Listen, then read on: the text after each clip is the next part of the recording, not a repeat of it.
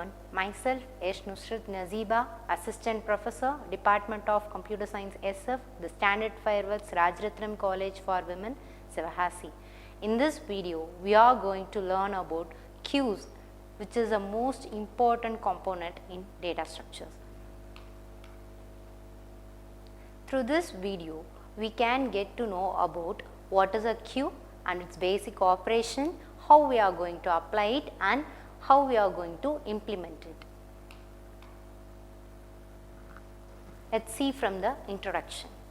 Queue, it is a data structure and it is a fundamental concept in computer science used for storing and managing data in a specific order.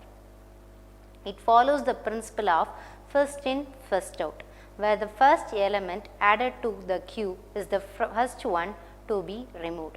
Queues are commonly used in various algorithms and applications for their simplicity and efficiency in managing data flow. It is a linear data structure.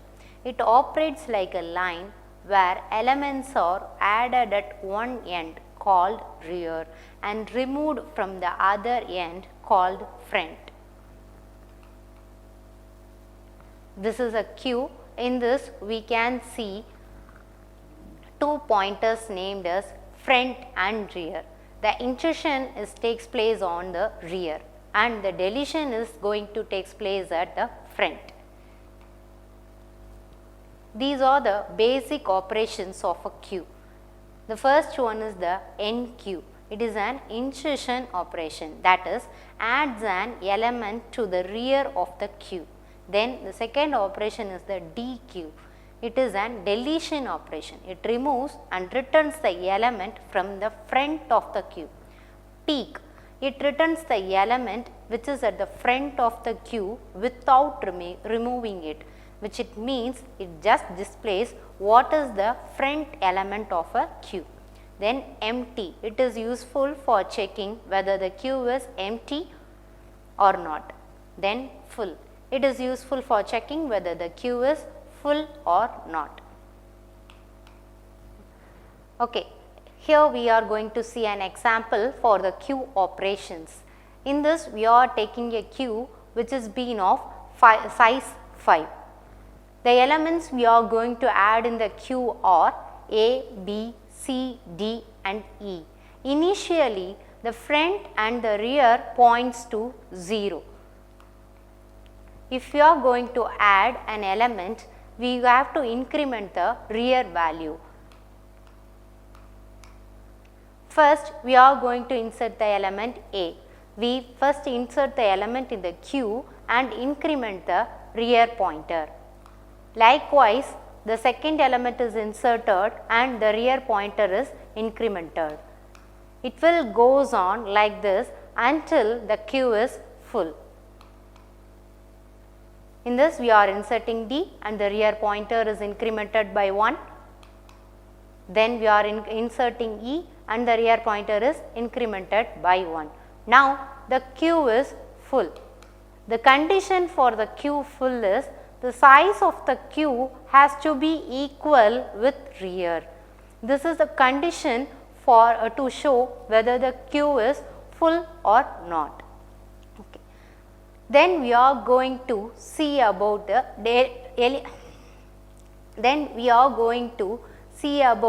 eliminating an element in queue. Whether eliminating, we have to increment the value of front pointer. In this, the first element A is removed. The front pointer is incremented. Likewise, we are going to increment the front pointer by deleting each element.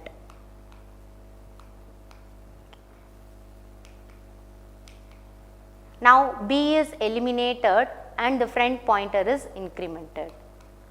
Then C is removed, front pointer is incremented. Then D is removed, the front pointer is incremented. Finally, we are going to empty the queue by eliminating E. For checking whether the queue is empty or not, the condition is size of the front and the size of the rear must be equal, or the front size and the size of the queue has to be equal. These both conditions are applicable to check whether a queue is empty or not. This is an ADT structure for a queue. In this objects, we are having a finite ordered list with 0 or more elements. Then its functions. First we have to create a queue, then adding the elements and deleting. Other than that, we are having two Boolean functions, that is full queue and empty queue. It is to check whether a queue is full or empty. These are the applications of a queue. The first one is task scheduling, which is useful in operating system concepts. The next one is data transfer. It is useful in network communication. In network communication, while transferring a data, the data will be queued in the network. One by one, it will be communicated with the other host. The next one is the simulation of real world systems, examples waiting lines. In real life, we are seeing many queues. That will be a better example to understand what is a queue for us. Then priority queues, it is useful for event processing. Then we are going to see about the implementations. While implementing the queue data structure, we can use two methods. The first one is arrays, the next one is the linked list. While implementing the queue data structure, we are going to use two kinds of implementation. The first one is the arrays, second one is linked list. While using arrays, we are creating an array list. Using that, we are going to add and remove elements in a queue. Then in linked list is a concept that is mainly used in memories. This is the array implementation. In this, we are seeing a struct queue. This is a structure. In this, we are creating the front rear pointers. This is a constructor to initialize a queue. In this, we are seeing that front, which is initialized as 0, and rear is initialized as -1. Capacity, which defines the size of the queue. The next one is queue equal to new int of c, which defines the size of the queue. Then we are creating a destructor to delete the memory allocated for the queue. Then enqueue function. This function helps to add the elements in queue. For adding an element, first we have to check whether a queue is full or not. In this, we are checking whether a queue is full or not by giving the condition as rear equal to capacity -1, which gives the size of the which checks whether the size of the rear. This condition checks whether the size of the rear and the capacity of the queue is equal or not. If it is equal, it shows an error message as queue is full. Otherwise, it adds an elements in the queue by incrementing the rear pointer. This is the function to delete an element from the queue. To delete an element, first we have to check front and rear are greater or equal or not.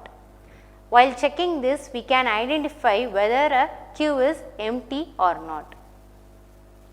If a queue is empty, we doesn't need to eliminate anything. Then if a queue is not empty, only we are going to eliminate an element in the queue.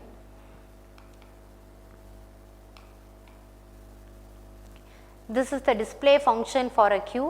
For displaying a queue, we have to check whether a queue is empty or not, because there is no need to display an empty queue, right? That's why we are going to check whether a queue is empty or not. If a queue is not empty, we will show the elements in the queue. This is the main function. Using this already we have created a structure, right. In the structure we defined the functions for inserting elements in queue and removing elements in a queue to display an element in queue. Okay. By calling that functions we are going to execute the program. In this we can see that Q of 4, which refers the capacity of the queue. Now the size of the queue is 4. First we are going to display the queue, which just shows the output as the queue is empty, because since now we doesn't insert any element in the queue. Okay. In this we have shown that Q dot Q NQ of 20, Q dot Q NQ of 30. Likewise, we are having 4 elements, which it means we are inserting 20, 30, 40 and 50 in the queue. Then we are displaying the queue elements. Now the queue will show that the elements are 20, 30, 40 and 50. Okay. Now we are trying to insert the element 60. Now what will the queue show? It shows the queue is full, because we have already given 4 elements, that is 20, 30, 40 and 50. The queue is full now. So the element 60 is not inserted in the queue. Then we can see the function called Q dot Q DQ of. We have given this twice, which it means the elements 20 and 30 will be removed from the queue.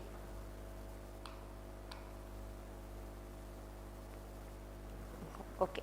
Now we are inserting again the element 60. Now the element 60 will be added in the queue, since we deleted 2 elements from the queue. This is the output.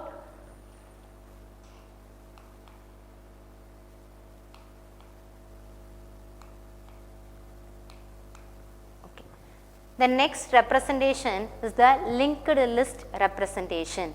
In this also we are creating struct node star next, struct node star friend, star rear, star temp. These are all the pointers. In that we have specified int of q, which refers it is an array. In this we are just using the star, which refers it is a pointer only. This is the insert function. In this we can see if rear equal to null, rear equal to struct node star malloc size of struct node, which means now we are going to insert the first element of the queue. For that we have to allocate memory for the rear pointer. In the first line we are allocating memory for the rear pointer. Next we are showing that rear pointer next is equal to null, which refers to there is no other element in the queue. Then rear pointer data equal to val. Now the element to be inserted will added to the rear. If it is not the first element, we can add the elements continuously. So we are creating a temporary node. Using the temporary node, we are adding the element of a queue in the rear pointer. Then delete function. In this delete, friend equal to null. This refers to underflow. While we are implementing array, we checked a condition while inserting call whether a queue is full or not.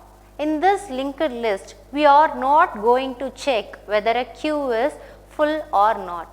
Since linked list has an continuous allocation of memory, it doesn't refer whether a queue is full or not. That's why we are not checking whether a queue is full or not. We have to only check during the delete function, that is the queue is empty or not. That refers as the underflow here. In that we are deleting an element using the temporary node, and at last we are freeing the front node. Okay. This is the display function to display the queue elements. Okay. In that main function, we are calling the functions we have already created for inserting, deleting and displaying the queues. Using switch case we have applied here. In this case 1 we are inserting the element, case 2 we are deleting the element, and case 3 we are displaying the element. While we are running out of cases, we have to exit the queue. I hope from this video you can learn about what is a queue and how we are going to implement it. Thank you for watching.